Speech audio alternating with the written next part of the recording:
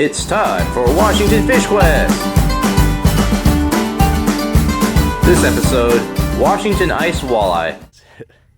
Hey Washington Fish Questers, Blake here. I'm in historic Grant County, and I'm here to do a little walleye fishing through the ice. So in Washington State, oftentimes we're really a trout and a perch game, as far as maybe sunfish, you could throw them in there as well, but you're really not like walleye, like kind of what you'd think is the classic ice fishing fish, However, when kind of south central Washington freezes over, as it has this year, you can get a crack at walleye. And sorry, I just ran down a hill, so I'm very winded. Want to get on that ice. Speaking of that ice, so I'll just name you off some what bodies of water you could get a walleye through. So there is Banks Lake, it's probably the most northern, and then going on down, you'd have Moses Lake, then you'd hit Potholes Reservoir, the Lincooley Arm specifically, and then sometimes some of the seep lakes will freeze, right across from Potholes, and then there's also Scootney Reservoir right below that. Now, I don't know of any walleye fisheries in this state where it's just like lights out, unless you just are there on a really, really good day. But, you can get a walleye of dang near any size through the ice, and I'm just going to be happy to get... my goal is just, I'd say, to get a decent keeper walleye. I would be quite content with a 15, 16 incher that I could actually take home and eat. Of course, if I got Bertha, that'd be great.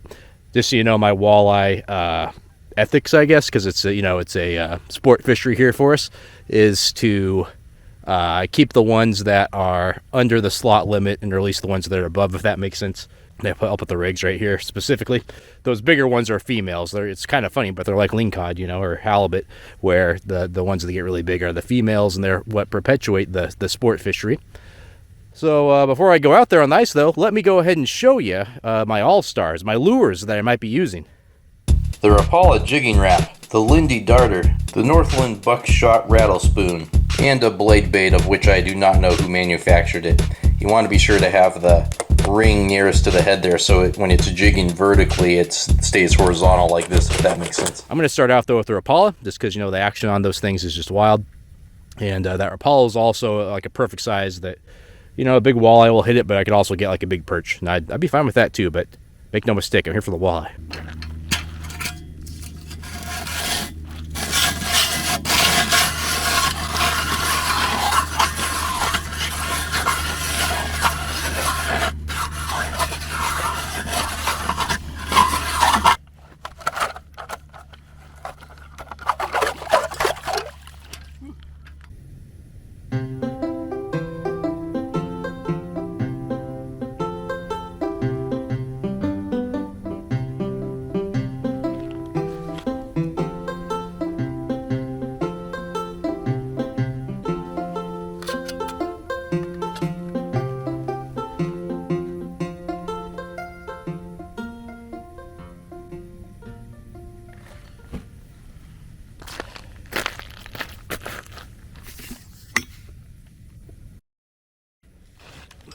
Hey everybody, shoot, well I'm really sorry about this. I turned the camera off thinking I was done, and I kept jigging, and I got one here. I'm gonna go get a light and shine it on. It's about exactly what I called, about a 15, 16 inch. I'll be right back with a light, and we'll see if I'm actually gonna leave now.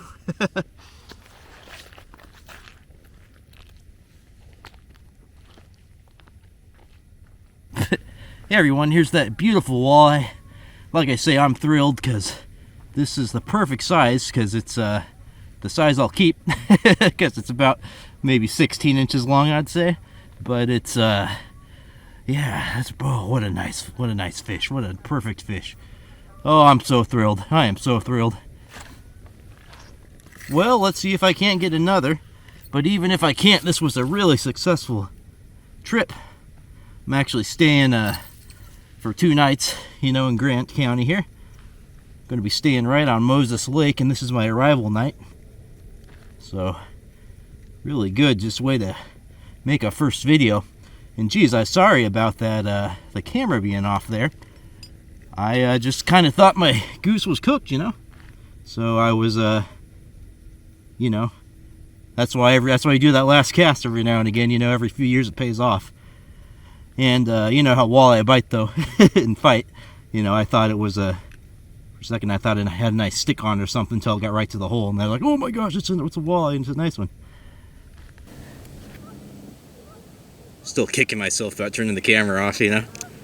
I just thought I was done, so, you know, and then the hole was right there, and there was, you know, 3 minutes of light left in the day. I figured, oh, why not? Drop it back down.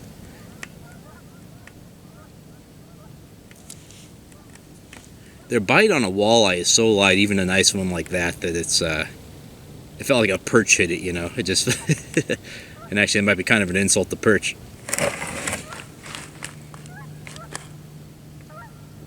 Oh, if I don't end up getting one, I just want to let you know, I did end up switching out the Rapala for the blade bait.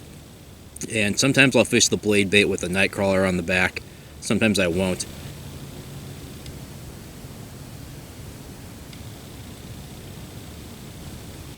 Well, I'm starting to think lightning isn't going to strike twice for me. I'll show you the fish one more time. Since I just got the one.